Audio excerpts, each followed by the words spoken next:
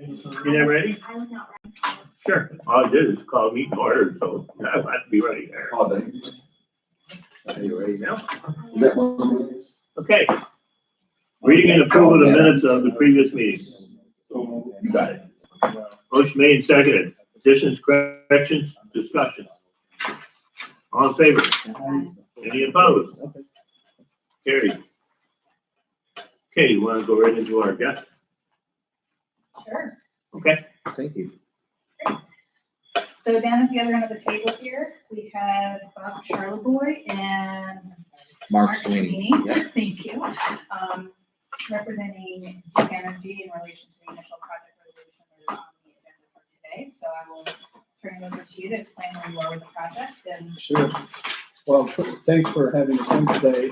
We don't have any formal remarks really or presentations. Tracy thought it would be a good idea if we just came in to introduce ourselves and make ourselves available to any questions you might have. You know, I think I was on a conference call with you all at your last meeting, and some questions were raised then.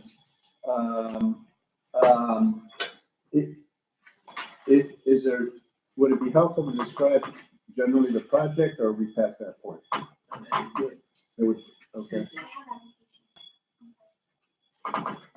Well, at the 10,000 foot description, we leased a number of years ago about 160 acres in Scipio on Central Road with the intention of developing a 20 megawatt solar project.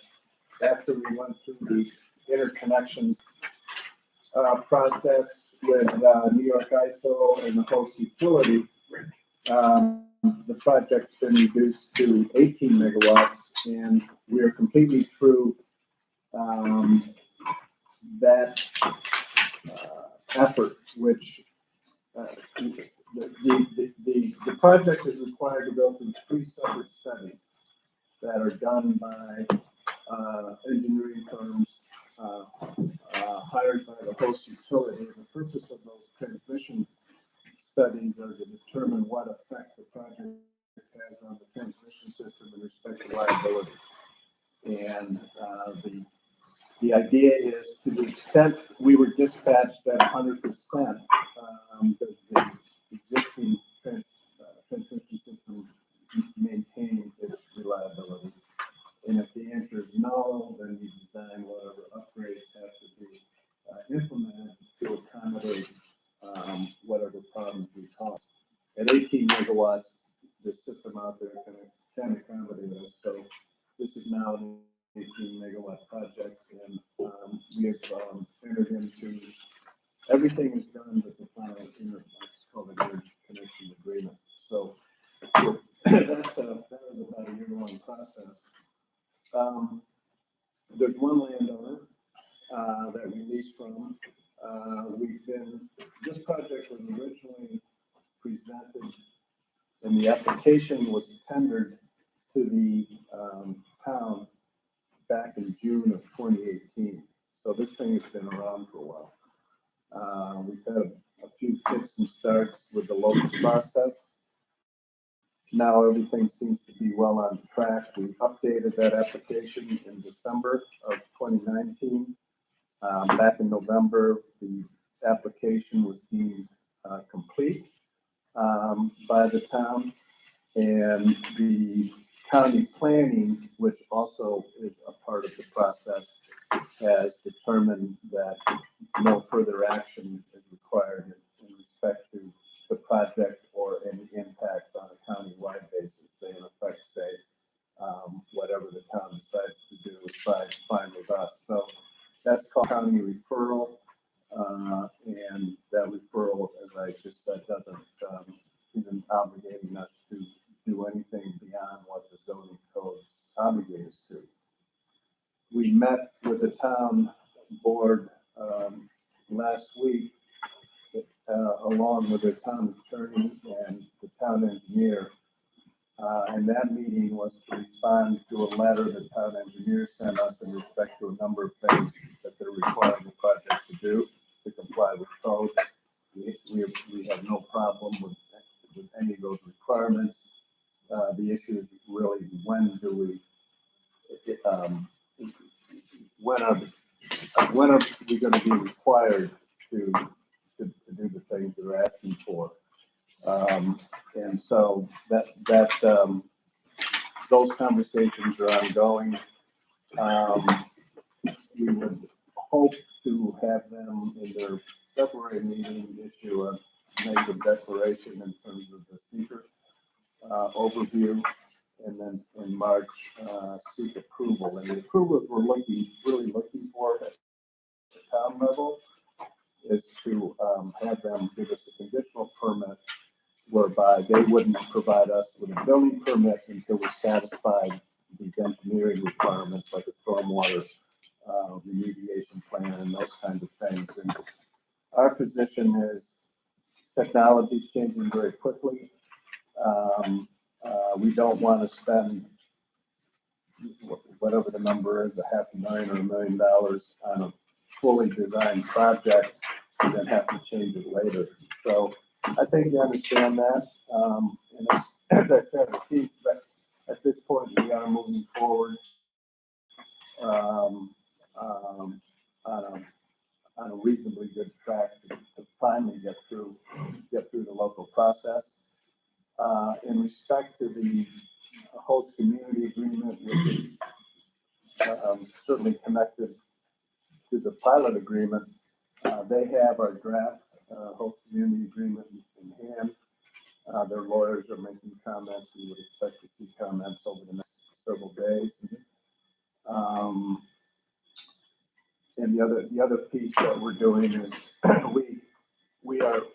we committed to pay for their third-party costs, which is, I think, similar to what we would do with your folks in respect to third-party counsel for the town to seek advice on the agreements and help pay for their community support. The big news since we last spoke, and Tracy and I have spoken about this. This project financially is dependent on our ability to successfully sell the renewable energy credits in Alberta. And that's done on an auction basis several months ago, last August, September. September when everything was submitted. That's the deadline for submission. So we submitted 180-page auction bid on this project into the NYSERDA process, and we were informed about 2 weeks ago this project was not accepted. So our approach is to continue to find hopefully come up with a more competitive bid in the future, and ultimately win one of these auctions with the NYSERDA process. The next one should be coming up in the next, I would think, 3 or 4 months. NYSERDA is trying to run more consistently to their auctions with tier 1 credits. They're trying to every 6 months have an auction so that there's the developer trying to ability to anticipate when they're going to be and plan accordingly. So we're hopeful to participate in the next one. This may be Greek. Are we familiar with what the NYSERDA auctions really kind of do? So, New York has created a fund which the good taxpayers of New York provide monies to, and that fund has been created to advance what are pretty aggressive goals by the folks in Albany to promote renewable energy in the state. And so on a regular basis, every 6 months or so, and there's over $1 billion in this fund, if I understand it correctly. Projects like ours, a wind project, solar project, I think some hydro projects may qualify. These projects enter into what is in effect a bid, an auction, and we try to come up with the most competitive competitive price the project can take, and submit that bid into this auction process. And what NYSERDA is buying are the renewable energy credits that the project generates. And so it's pretty competitive. There's an awful lot of folks in the state. Because the political and sort of regulatory environment is aggressively pursuing renewables in the state, there's a lot of competition. That's sort of the basis for the NYSERDA auction. And Yeah, one last thing, the NYSERDA auction is in the top, so there's $1 billion in the fund, but they only put out about 115 million in the fund. And so what they do is they go through, they take all the projects, they go rank them from lowest to highest, and they fulfill out of that tranche of money until it's gone. And who's just on the wrong side of that money. So hopefully the next one is a sharper the pencil, and see if she's got a tranche of money. clear as mud, right? Sure. Do you get any other financial benefit from anybody else to start this project? No, we, other than the investment tax credit, the federal government applies to all of these projects. This project would be built on our balance sheet, and at some point in the future, we may or may not seek financing. We're not looking for any other incentives, so to speak. The pilot agreement is a sort of a critical piece of this.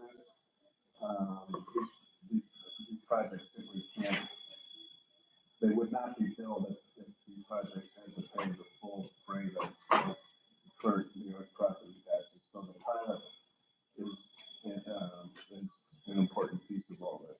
You started, I think, by saying you had leased 168. Well, 560. Is that from one party or from Yes. multiple parties? From one party. From one party, and I think over the phone, you said you were going to use about 45 acres. of that. We'll use about half of one, I think it's 157 and change. So you're going to use about 80 acres. We use roughly half. Okay.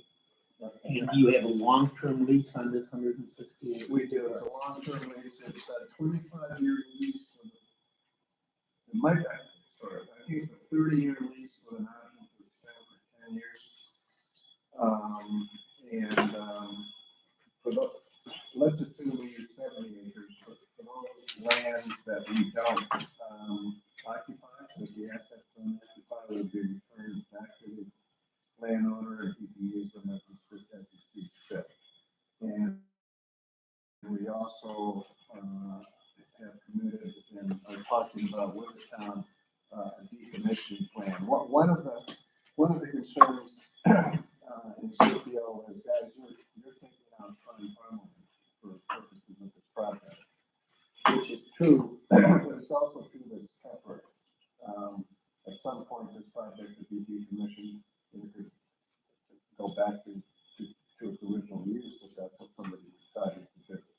These, the structures that the panels sit on are going to be driven into a concrete base, and simply they're going to be driven into the ground. It's fairly benign, might be too strong of a word, but these things aren't all that difficult to remove once they're in. So you said it went from a 20 megawatt system to an 18, so did that reduce the number of acres that you're using for that? It doesn't really, but it gets, it may. It gets to my earlier point that we don't know what this final design is going to look like. In fact, one of the changes from the day we started back in whatever it is, 2 years ago till now is we're going to be using what are called bifacial panels, so that the top of the panel and the bottom of the panel are both capable of generating electricity. In theory, that should reduce the number of panels, but that's yet to be seen. And that's also along the lines of, as time goes by, the efficiency of the panels, the size of the panels, all of that can change. So the estimate is put out there based on a standard commercially available panel that would produce, adding it up would produce something like great. So those final real precise calculations would work. In likelihood, the footprint would be reduced ultimately because they're not going to get bigger. They're going to be small on the panel, that's the way that the industry is going. And it's not unusual for the next time to apply. I've done a lot of wind projects, particularly when I started with Bob years ago. The wind towers were 1.5 megawatt capacity, and they were 9 feet tall. By the time we started to finish the permitting process over 8 years later, they were up to 495 feet, 3.5 megawatt turbines. And I know they've recently gotten a revision of their permits to allow for up to 550 feet. So that's just over time, things that they get bigger and more efficient. Wind's a little different because they're trying to capture more of the wind to create more power. Solar is different because you're in a fixed spot. So can I just, the decommissioning plan, do you have to, is it up to Duke to do this? Or do you have to post a bond? We'll post the bond. Okay. Yeah, we will. We'll start out with our standard decommissioning template. There'll be some negotiation back and forth on that. Do you negotiate with Scipio? Yes. Okay. Yeah, I mean, basically, what I'm doing will come forward with something that we have our engineers once they have the actual design of what it would be through trucking, labor, whatever it is. Usually the negotiation with the town is that what degree, how long do you project out, what degree of escalation do you account for? So, and what happens to the cell, which means, so that those things all play in, and then also, the security, usually the bond, the town, negotiate the terms of those, the bond standard bond, but each town has its own preference for particular requirements in the bonds, which we then have to get approved by sureties and do some process. But that would be a process that would go back and forth, and that would sit in escrow. And so the lease also has another layer of protection in there that they're, with the landowner, when it's over, they've got an obligation, the landowner to remove the project. Permits will pose another obligation, and then they'll have to bond, and then if that is unwilling or unable to do it. I don't know just how to bring this up. I have a sister who lives about 50 miles north of Charlotte. And I have a cousin who lives just north of Charlotte. They ran the water system for Charlotte for several years. And they both consider Duke Energy as a bad neighbor. That you are burning coal and storing the coal waste in lagoons that erupt and spread it all over. And the state has, or the federal government has given you a certain length of time to, and now you're arguing whether your company should pay for that cleanup or whether you should add it on to the electric cost in that area.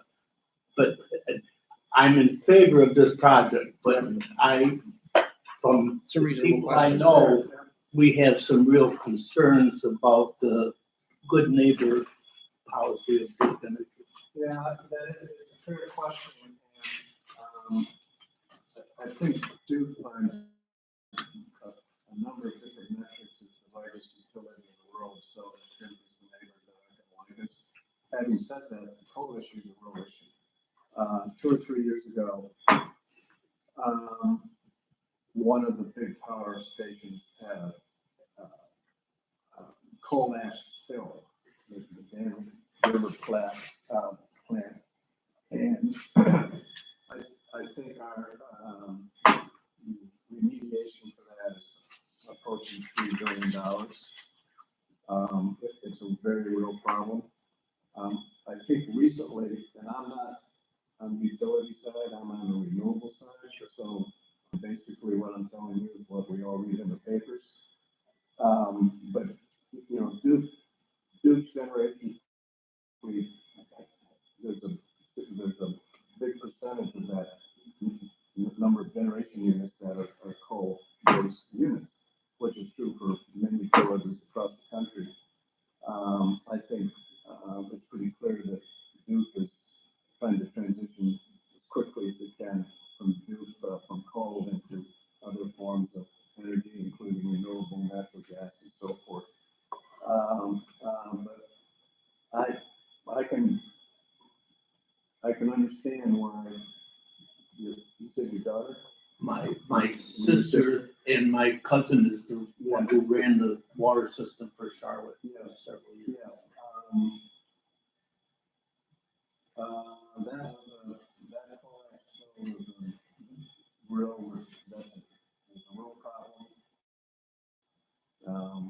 We're spending time on it to fix it up, and I understand that there was a settlement with the Attorney General in North Carolina that is addressing how Duke is going to mitigate that issue across. But you had your business manager run and get elected as governor of North Carolina. Yes, but he got beat the last time. Yeah, he's out. He's been out. He's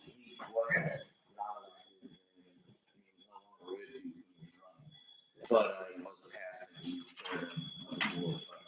passing. Their concern is that with this huge settlement that you've tentatively agreed to, that you're trying to, instead of taking that out of the assets of Duke Energy, you're trying to increase the rates of the cost of electricity and make the new customers pay for it. That's not got a lot to do with this, but it would make me be a little bit careful. You're not the first person to, you're not the first person to raise this public hearing, similar questions raised by members of the town, residents of the town, similar, explaining the situation as best you can. And the best you can do is say that you've got every mitigation effort is going to be conditioned or included in the permits, bonds, bonds in place. The town's going to be well protected. And whatever is associated with this project. Best thing about this project is we don't have any of those types of concerns. Coal ash or any other hazardous materials. The only thing that would lead to it is what John brought up, and that is how you would decommission your system. And there would be sufficient funds to have that decommissioned so that you would not tie up that indefinitely with no. And that's why I'm reading the town the agreement and the bond itself is going to be agreed to by all the parties, and that agreement runs with the land. It's good for the life of the project. It's good for the life of the project. You know, there's an awful lot of effort on Duke's part, as I said, to transition from older technology into the newer technologies. But there's legacy issues that are going to raise the river against them. So one last question. Currently, are there any hazardous materials within the solar panel? No. So no issues, steel, silicon. Copper, yep. Yeah. Yeah, and it's a very common question. I've been working on solar projects all across the state with a variety of different companies and dozens of different manufacturers. And, I think 25, 30 years ago, the initial solar panel had some liquid in it that could be contaminated. None of them have that any longer. They haven't had them for years. They're all solid silicon, glass, and copper. It's a chunk that gets in there. It's inert, and there's nothing hazardous in them. I lied. Would it be fair to say the reason Duke is up here is because of the incentives, which is or the incentives that are being offered by New York State. the New York State. I mean, I've never seen the word sunshine capital after New York. No, you know what, but there really are, there are incentives, I think. I mean, that's not a bad thing. No, It's no, all right. no, but it's a good question. Why are you here when, you know, we have a lot of days like today? The incentives that maybe you're thinking about, I think are more germane to residential folks that put on rooftop facilities and so on. We're not getting any incentives from the state.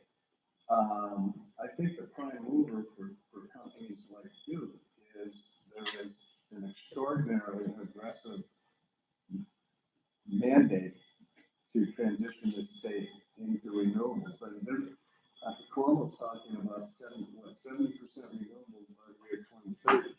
He's also talking about 100% carbon-free emissions for electrical generation, I think by 2050. So, I mean, it's really, his policies are being forced by climate change and what they can do to try to offset it.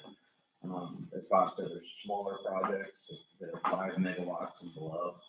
They're often called community solar projects, and those do receive incentives. It's different than if they can't qualify for the renewable energy credits that this project could. So it's a different way of doing it, but really it's the governor is very strongly made state energy policy that they want their electrical generation to be carbon free to the extent possible and sets some very aggressive mandates. So that creates an opportunity for these types of projects. And so the interesting thing about there's this political will for this, but the regulatory community sort of hasn't caught up. And I think the more activity you're going to see, the more difficult the developers are going to have in getting these things through the regulatory process. As I said, we first showed up in Scipio in June of 2018, and this is frankly, it's a pretty small project. It's not easy. So there's a bit of a disconnect between the political will on one side and the regulatory community on the other. But that's Not to say anything bad about New York regulatory efforts, because that's how I make a living working with New York regulatory agencies and people. But there's a lot of working groups between the Public Service Commission that are working with utilities and the regulators to try to iron out some of the issues that are really behind the scenes that people don't see that are holding things up in terms of interconnection and other things that really is where the rubber hits the road. How do you get these things built and how do you get it out there? And for towns like Scipio, which haven't seen these types of projects before, where you could say this is a small project, 18 megawatts, we have a 2,000 megawatt nuclear plant in Georgia. So to us, this is a pinprick. But to a town like Scipio, this is a huge project. right. It's a big deal. It's the biggest thing they've had come into town in a while, and understandably they want to get it right. And you know, they've been to their credit, since we've gotten engaged with them this fall or this spring, this past spring in 2019, we've moved it along pretty effectively in the sense of trying to directly address some of the concerns they have, recognizing that, you know, we need to give them whatever information they're looking for in order to understand the nature of the project. The material that we're looking just to hold back on is the specific design of the project, with the grading and the, you know, the stormwater and things like that, that are going to be very, very, very specific to the final design of the project. The nature of what it's going to be, how it's going to operate, the pieces of decommissioning, pilot, the host community, all of those different pieces are all on the table, and we're working through those with the town right now. Yeah. I hope I didn't imply that somehow Scipio's been difficult to work with. No. They're just trying to understand. Right. They're trying to understand this project. Right. It takes time. So what about these gentlemen here for, we're gonna have, I see a resolution. Do we need them or is that enough information that they've given us? I don't fully understand. Right. If it's on leased land, does the people who actually own the land need to apply for this? Or They would need to sign on Right. as an interested party. Right. That it's not, the application doesn't need to be the application rightfully comes underneath. through? Right. Because what they're doing is adding The assessed additional. value to Correct. the property as it stands, and that's what we're dealing with. Exactly, and the lease that we have in partners gives us the right to, we explicitly tell them what we're doing. And they know we're coming to the county for a pilot agreement, and that pilot agreement will require certain things to happen with the land, the lease, and the lease back, and all those good things. So they're aware of that, we'll be helping them understand as the process moves forward. So ultimately, at the end of the project, when and if that happens, we would roll back and just revert back to the. So what we're here with tonight is an initial project resolution. This is not an approval of any benefits. This initial project resolution essentially officially accepts the application and puts us in a place to be able to schedule a public hearing. At which point the benefits would be discussed. They have presented or proposed a pilot schedule in addition to the host agreement with the town. Currently what they're proposing or requesting is that in addition to the $1,500 a year directly to the town, separate from what this body does with a pilot, they're looking for $1,000 per megawatt per year with 1.5% escalation over 20 years. That is, they're not gonna want me to say this, but that is a little bit below what we're seeing in other areas in terms of the per megawatt price for projects. So Today, we're accepting their application, and we can there's discuss still. the particulars of it later. I would move that we accept their application. Okay. Motion made to accept the application. Is there any further discussion? Ask one more question. Sure. I'm pretty sure I ask you this every time I talk to you, so I apologize, but could you remind me what you're planning to do in terms of selling the power, if there will be a PPA or if it's going to be sold directly by New Energy? Because this is a big factor in these Correct. prices and how the pilot. Right. We don't know yet. Okay. But what we do know is, we do need to successfully, auction the RECs into NYSERDA at some rate. And then the energy we can do a hedge, a financial hedge for that energy, we could enter into potentially a commercial PPA with a third party. There's some options available to us, but at this point, I don't have a definitive answer for you. I'll keep asking. Right, that's right, that's fair. And one of these days, I have an answer. Maybe that's like.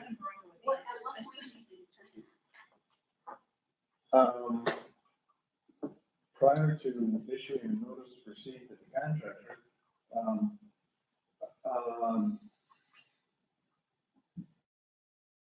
we've got a whole group of people that sort of, they're in that market every day.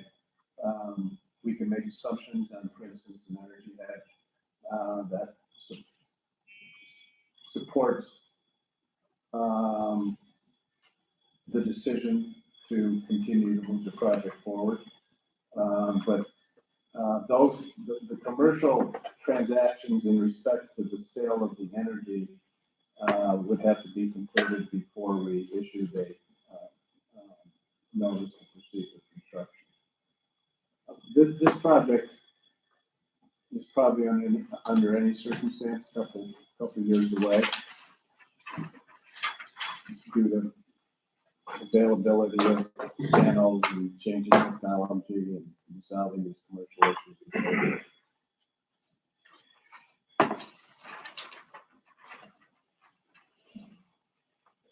I think when we get to the next step, we need to add the background information calculation to compare the rate that they're asking for with what the purchase is.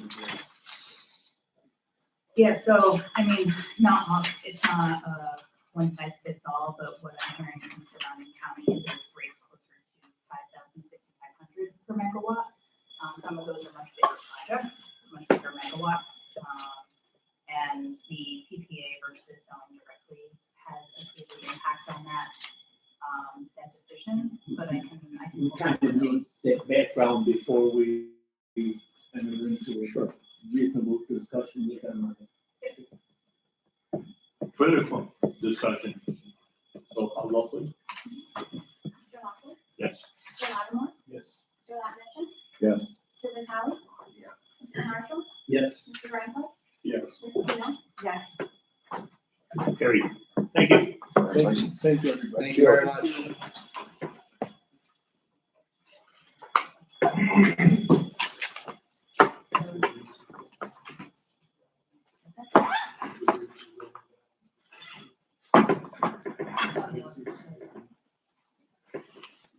Bill, communication. Have a nice night. Say, John.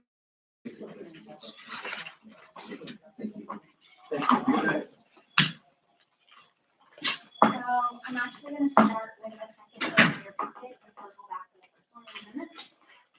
So the second bill is the, property taxes.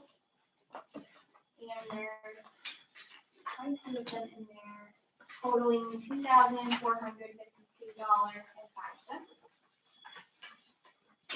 What is it?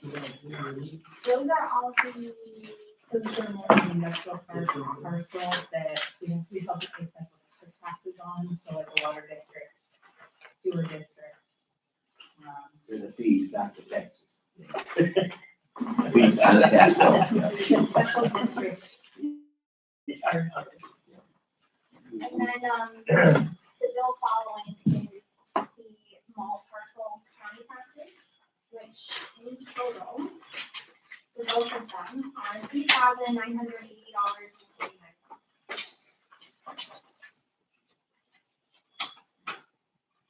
And then,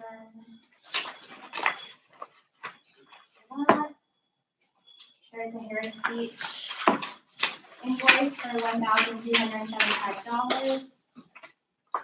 Samantha, what was it? What's that for? Harris Beach? Yes. What, That is for, what specific project? So there's been a number of items throughout, like regulatory items throughout, that's for the entire year, 2019. So when at one point, the state senate had sent out some letters requesting some information from IDAs. There's some items on that. The solar, the implementation of the solar policy. It just kind of those regulatory things. It's probably everything. None of it It's is not related to a specific. specific project. None of the specific. after that, there's the CCIDA bill, it's for $80 for 2 seats at the CCIDA luncheon. And then the Coach Group, for $400. I'm sorry, Probst Group was how much? 400. 1,100, yeah. When they generated that invoice, they hadn't received the last payment yet. So they have since received it, but this total right now is for 400. Okay. I'll do this together. And then, going back to the first bill in the packet is the CCIDA Q4 invoice for administrative services, and it includes a CCIDA fee share, which is why I wanted to circle back to it, because there were some questions on the CCIDA fee share, which is located in your packet, it's after the budget report. We So- had, yep, Yeah, just a couple of questions, since I'm the one that asked most of them. The Probst Group 400, Sam, where is that on the budget for this month? that wouldn't be on there yet. January bill. It's in February. Well, wouldn't we wanna put that in it's a December 16th billing, wouldn't we wanna put that in for December? It's a December billing.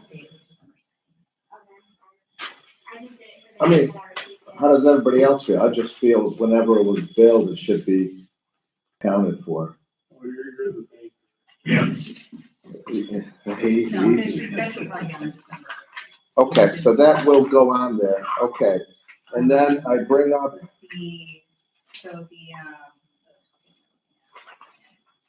The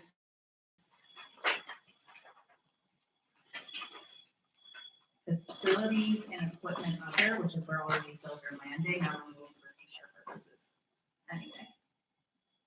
okay, yeah, I was really going after that, but, my other one is, I just want to publicly thank Rick for not accepting any money from us last year.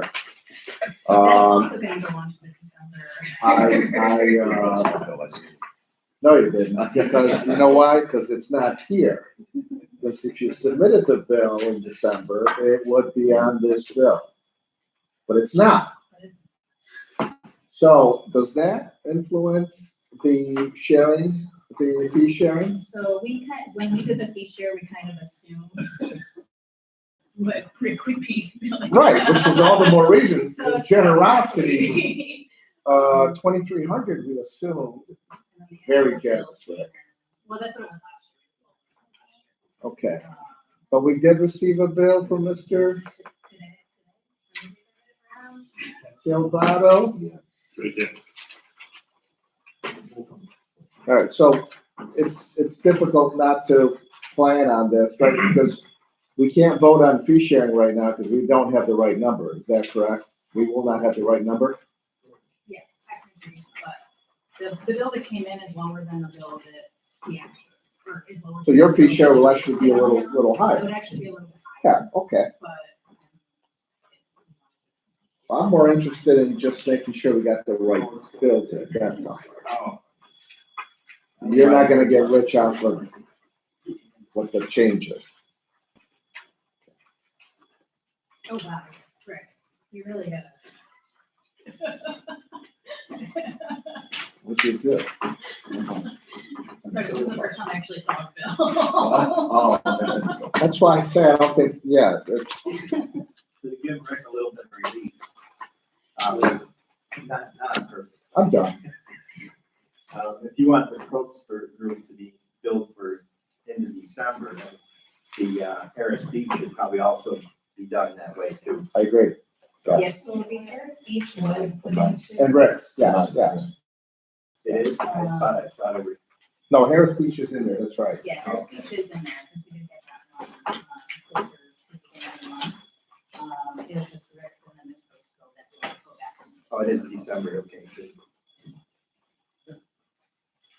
So was this have a significant impact or no? Not a huge impact. Going back, we don't pay taxes anymore. So what are we And using that's up a for a leap fee? year. We're talking about We'd have to maybe recalculate it. $400, I Maybe think, yeah, or something like that. $400. I would still like the right number. I mean, I think if we owe it to them, we owe it to them. You wanna go- It's good to have the right number. You want to go till next month? We can table it pending revisions, or if we want to do it electronically, I don't mind. Okay.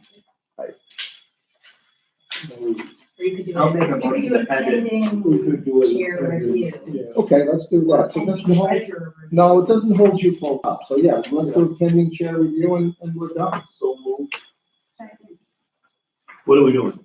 You gotta review it. Okay. It'll be So- reasonably close. So is the motion to pay the bills with the CETA one pending chair Yes. And then, review? yeah. Okay, motion seconded. Is there further discussion on that? All- I do have one more. Oh. I'm sorry. Sure, go ahead. This also came in after packets were already review. How about that word? But I just wanted to present it to you anyway, in case you felt comfortable paying it. It's the Buffington and Portland bill for the 2019 fiscal year audit prep, and it's $2,000 for 2,000. It can, I think it can wait, but I was felt like, Was that within their proposal when we hired these people? Yes. So what they typically do is after their first audit day, they'll get us a bill for that first audit day, and then after the second, or after the completion of the audit. Do you have a question, John? No, I mean, that's fine, as long as it was in the proposal, I'm okay with that, but this would be for 2020, correct? We'll Well, pay this is this, for the 2019 audit. we'll pay this in 20 and 19. But it'll show 20. 20, yeah, I'm good with that.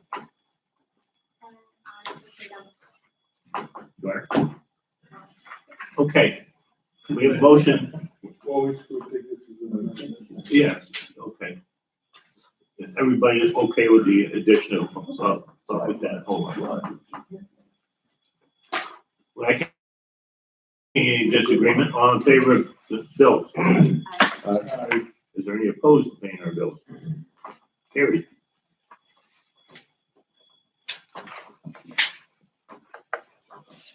Report of the treasurer.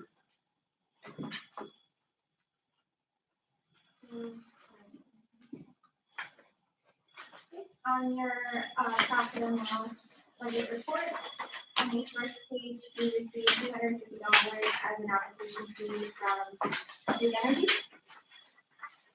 We have $476.90 of interest accrued from savings accounts. We paid $275 to the Chamber of Commerce renewal, membership renewal. There's the CCIDA contract of $5,000 present there. Here's the bill. This will have to be adjusted once we redo the CCIDA fee share calculation. And then Rick's bill and add that for them. So we might want to approve the December 19 statement. Yeah. Okay. Do you think, do you want to see a final statement before you approve this, or just knowing the changes? Are you okay approving it? I'll make a motion to approve the December 2019, with the adjustment with the, which one was it? Contract services. Yeah, contract services for pros. Motion made and seconded, is there further discussion? All in favor?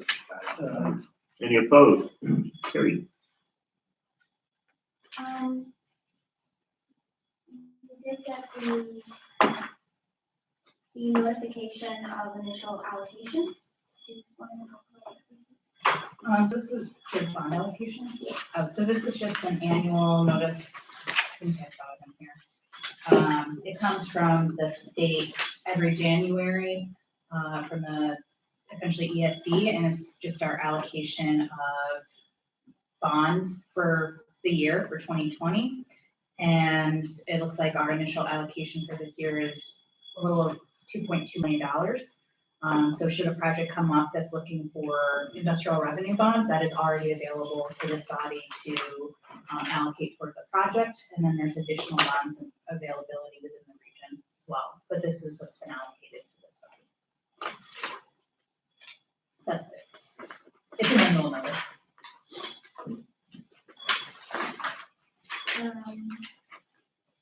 So it looks like this, if anyone wants to read it. It's a little one pager. So we, regarding the CD account for renewing it, we talked with Mr. Latnition, and he suggested we renew for another 6 months because we weren't earning as much in our savings account versus what we were going to be earning by putting it back into another CD. And I can actually tell you the rates. I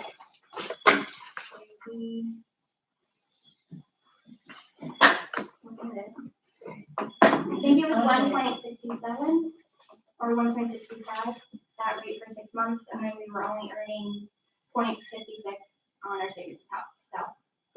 The same as account took a dive in the last 12 months. Yeah. Mhm. Within this time last year, it was So closer to. you need a motion to do this? You already done that? Well, we already did it because it needed to be done yesterday, so it already rolled over.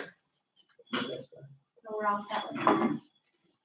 And then, the invoice disbursement report, we received our last pilot payment from the B&W Cecil. And that'll be sent off to the Union Springs Central School District. So we are all good for those pilot payments. Just in time for the next ones to go. Yeah, I was gonna say, hopefully they'll do another project. I'm officially done. You done? That's it. That's it. Is there a motion to approve the treasurer's report? I'll move. Motion made, and seconded. And we approve the report. Additions, corrections, comments, discussion. All in favor? Any opposed? Carried. Okay, moving right along. Unfinished. We did do energy. Yes. You probably have to point out there's those, in the package you filled out. Oh, yes, so under new business, you have, that's under new business. You wanna wait? Sure, whenever you want. I'll just do it. So the last page of your packet is this fiduciary form. We just need everyone to sign it. And either return it tonight or return it by next meeting. The auditors would like to have these to finish up the audit. So as soon as you can read it and get it back to us, you can scan it back, you can mail it back, whatever makes you happy. But it is something that we need to maintain on an annual basis. It just outlines conflict of interest and what the fiduciary responsibilities of the board are. It's just an annual statement. So if you could fill those out, sign those, and get those back to Samantha, we would appreciate it. One thing, John Patterson did reach out about leasing the industrial park land again this year. You might recall we did a 5-year lease with him last year. So at this point, it's just a matter of if there's any reason that this body wants to step outside of that lease and tell him no for any portion of the property, now would be the time to do it. Otherwise, he's planning to plant in probably April 1st. So, but we don't. But he wishes April Hopefully, 1st. yeah. Hey, don't have to look fine here. So we don't necessarily have any pending projects that would impact any portion of the land that he is farming. So unless there's an interest in this body to do anything other than continue that lease as it is now, we can let him know to move ahead. Want a motion or? I don't think. I move we redo the lease with him for 1 more year. Second. Well, so just to clarify, it's already, this is the second year in a 5-year deal. So the only thing that needed to be is if we were going to. If we wanted to tell him not, then that would need a motion, but unless that's the case, we'll just let the lease stand. If we're on unfinished business, we were supposed to have a public hearing last month. It got canceled for.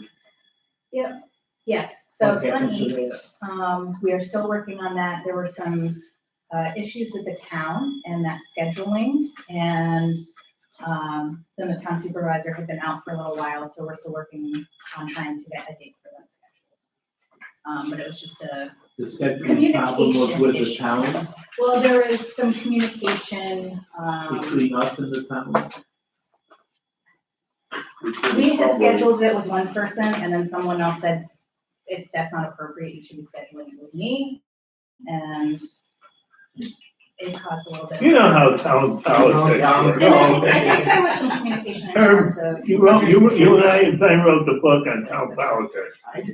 This is something that I think You read it. we as a staff should be working on, is helping the town understand what this body is doing, what a public hearing for IDA is compared to what their planning board is doing, You and so on. anticipate having it this month or? We are hoping February. We just have to, if it's at a point where we're not able to schedule it with the person that is the point of contact, we may look at going to another location just to get it done. I did raise the issue about being at 9 AM. And that was part of the issue, is why are you having it at 9 AM? trying to get to the evening ones, they'll have an opportunity. The people who work the evenings just can't go to those meetings. We're just trying to be inclusive. Tell that to the, And he's probably. but arguing over the city council meeting date. So we're working on that, and if we can't get some things scheduled through the town, we'll move to a different location. We all be informed about we're being taped, correct? Yeah, I guess I missed last meeting must be because I didn't know that. Yeah. so it's something that we've been talking about for a couple of months now. So we are, Yeah, so it is now, okay, so January, starting in January, it was January 1st, I guess. It's, yeah, well, so it's being live streamed. Hi, everybody. So starting January 1st, all IDAs are now required to live stream their meetings and make the videos available online. So you might, I wonder if you weren't here. We did a test one months ago in November. So I apologize. so it's live Yep, this is live. and so anybody can. Yep, it's just on YouTube.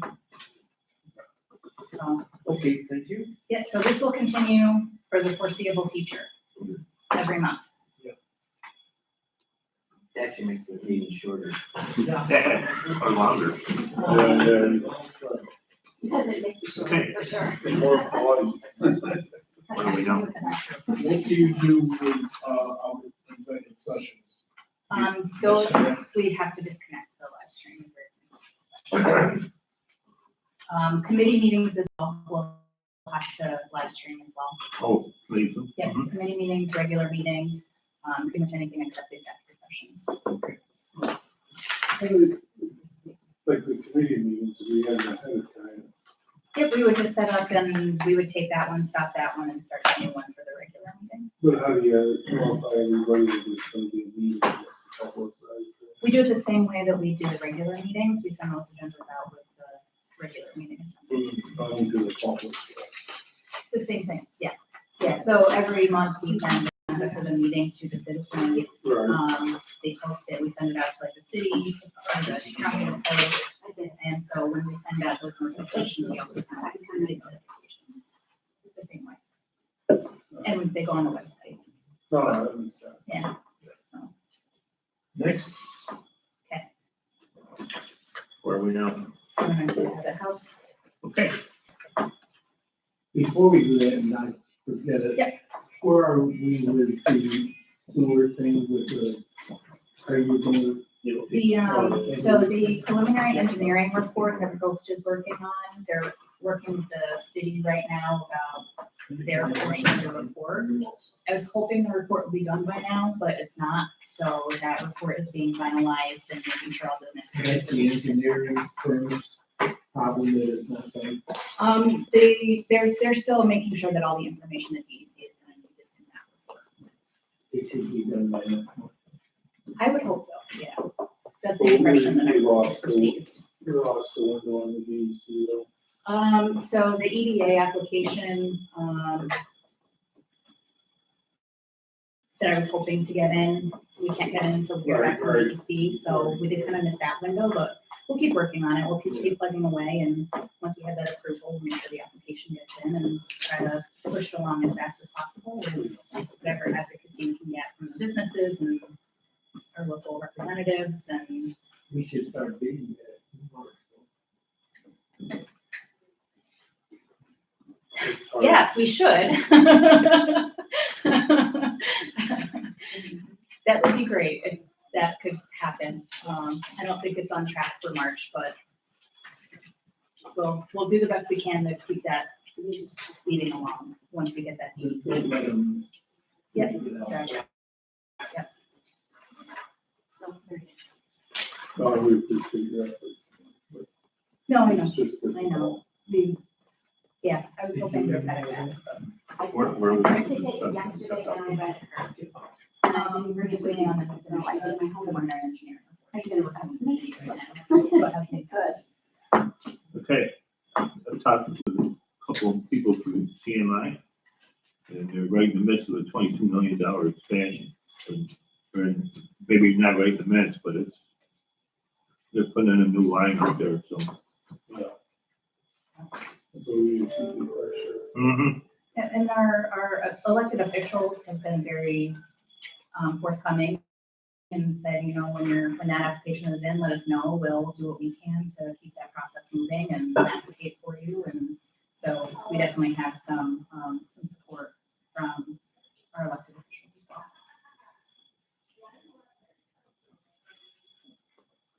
Okay. Any other questions on that? See the staff update? I don't have much else. The first Regional Economic Development Council meeting of the year was today. I was going to Matt to come here. So we're getting ready for the next round of CFA funding, hopefully, if it's funded. And looking at the Upstate Revitalization Initiative, there's still a good amount of money left in that pot. There's some discussions about how to utilize that money in a transformative fashion and how to utilize it in a way that's kind of inclusive to the whole region. And we're keeping in mind rural communities and how to make sure that, you know, that money is spread throughout the region. So those conversations are ongoing. And that we're just keeping up the business projects that have been working. Danielle is starting to settle in and starting to meet folks and kind of settle into her role, helping to provide some guidance on kind of community-based workforce development, since that's one of the big issues that we hear from our companies is hiring people. How do we find the right people and keep them in the position? So this is her background, so it's good to have her on staff to kind of help guide that process a little bit and identify what the opportunities are for identifying labor pools and training workers and providing the types of assistance that people need to get back into the workforce. So that's ongoing, with an ongoing conversation. There's no silver bullet solution, unfortunately. So we'll just have to keep plugging away at that and start working some more with some community partners on those issues.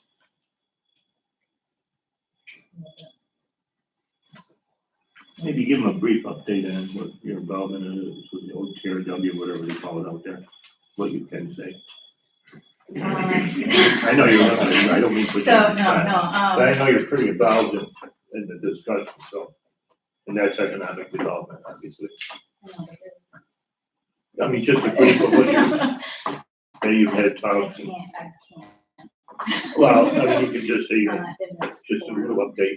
So basically, you may have seen in the news. Background, you don't have to. Yeah, basically, you may have seen in the news that BCS, the company that currently owns the former TRW, is doing a study of their North American footprint. They're located just over their line in Aurelius, and they also have a location in Winona, Minnesota, and they are looking at those two plants to determine what they want to do with their North American footprint, including shutting one or the other down and relocating everything to one of the two sites, or shutting both down and relocating somewhere else. So we're just working on that and putting the community's best foot forward to do anything we can to keep them at this location. How, if any way, are they involved in the cleanup thing in your district? No, I don't think at all. They're I don't the think company that's- that I don't- polluted it. I don't think that's part of their portfolio though. I think TRW. might TRW. be involved in that. TRW. What? It was TRW. Yeah, I don't think this is part of the portfolio that they. Typically, when a company buys, They don't buy the they liability. don't buy the. Yeah, you bet they don't. Well, it's just like the So- RX, you know, if you want to buy that building and start something up, you wouldn't inherit those issues. G would still be on. Unless they sold them to you. Yeah, well, but nobody would buy it. Yeah. I don't believe this is part of the portfolio of BCS law or required. It's a separate issue. Separate issue. I asked you to do that, not put you on the spot. We're out in the community and people come up to you and go, hey, What do you know about that? Dog, nothing? Oh, I thought you were on that board. I know you can't, it's quite confidential, but I just need a quick update, okay? Okay, new business. So what is now known as Roland House was originally introduced or put into place as the Abbott House pilot agreement. This is part of the Inns of Aurora portfolio. They have a pilot agreement already on that property. It's an inn, so it's one of their inns, one of their lodging facilities. They have an existing pilot, but recently new assessor came into place and there was a drastic reduction in the assessment of that property to a point below what it was assessed with before they did the renovations of the property. So the resolution that you have before you tonight in your packet, there's two.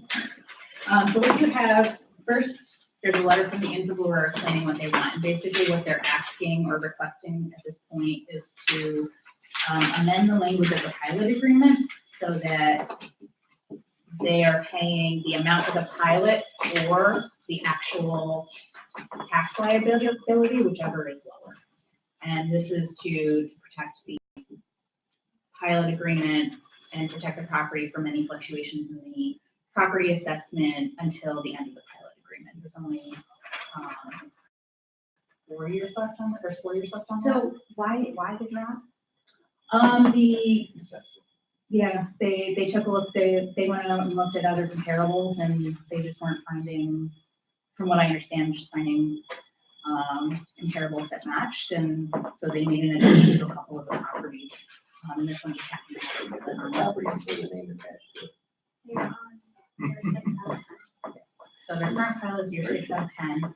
And so this basically would say, since their current assessment, This huge drop in assessment. just as an example, the base value of the property that the pilot is based on is about 1.3 million. Their current assessment is 1 million. So instead of paying the 1.3 plus the percentage of the addition, if their assessment stays at 1 million, they would be paying a pilot payment based on 1 million. But they're changing the pilot in that it's not base value plus additional value. They want a base value gap and then additional value. Well, so there's no additional value anymore. So what they're saying is this is our pilot payment. Our pilot payment is based on 1.3 plus, but now our actual assessment is 1 million. So if at some point, that is set in the next 4 years, that assessment bumps back up to say 1.5, 1.6, they would go back to the regular pilot So schedule. they're gonna pay But their it's- regular taxes. Correct. They're not gonna get any benefit They from would- this at all. No, they're gonna pay lower tax, They're going to pay on their actual current assessment. which If is this- 300,000 lower. Than the base But there's gonna be no reduction. From 1 million. from the 1 million, no. So this So is the same thing the mall did, right? the mall terminated their pilot. Yeah, big back up. So the district, whoever receives the taxes will be getting less this year. Yes. But they won't be getting less than the actual assessed value. Okay, so we're splitting here. Yes, So, okay, yes. they'll be the getting, amount that overall, they'll they'll be be have receiving- less money Yes. that they'll get paid. Correct. I'm not saying they're doing anything wrong, Yeah. they're gonna pay their base value. Correct. But the base value's just gone down by 300,000. That's huge. Yeah, it So is. they're gonna pay the taxes on the full. The full taxes on a 1 million assessment. And then there is no additional value because it gets eaten up by, why is there no additional value? Well, because because the 1.3 minus the additional value times the multiplier is Well, greater than the 1 million.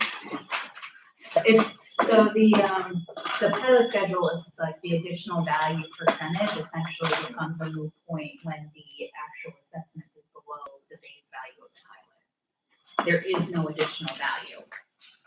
That's not in here anywhere else laid out, is it? So the letter explains the situation But- that's right.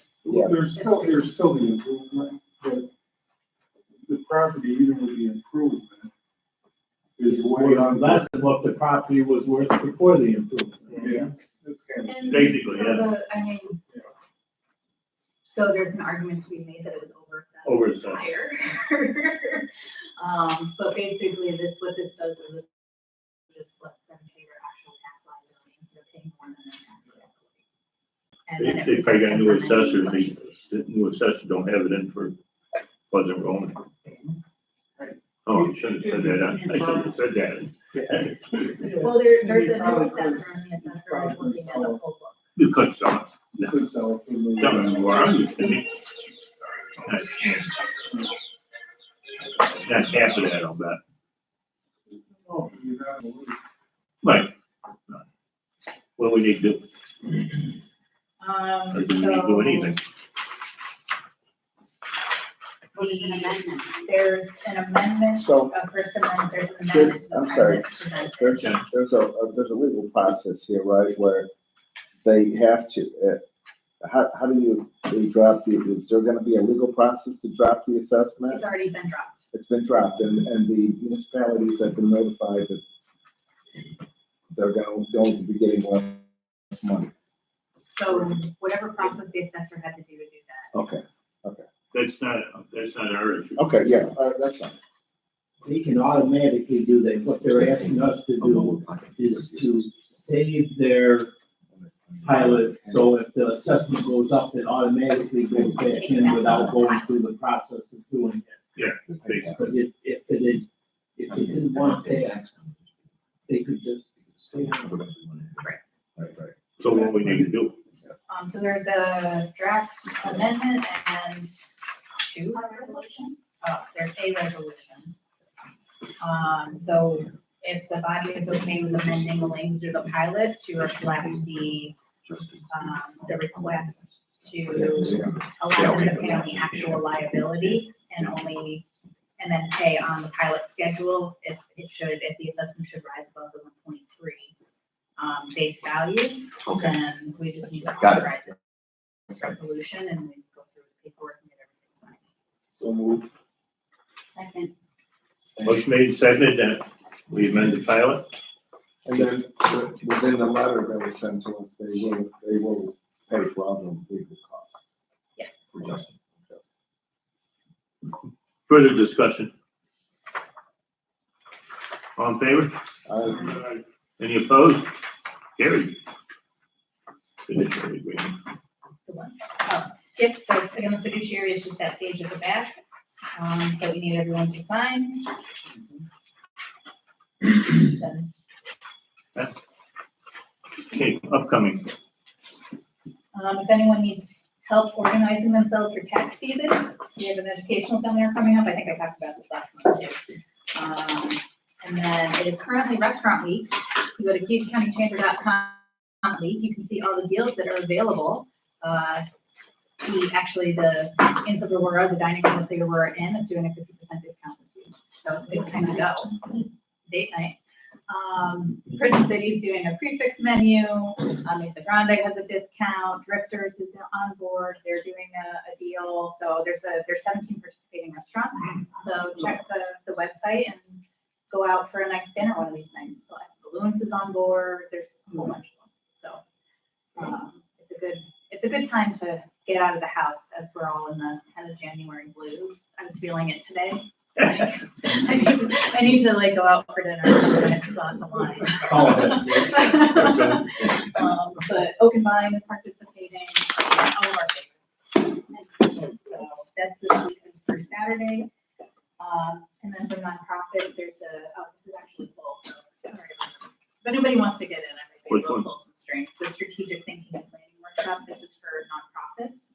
To just talk about strategic planning for their nonprofits. It's currently full, but if anyone wants to. Confirm with the tenant. Sure. Why not? The last 4 years is pretty much like that, after the dairy business. I will be there till- Well, do we need an executive session or anything? Okay, there's a second. Second. On favor? Aye. Nobody opposed? Thanks, guys. Put a riser, but they didn't-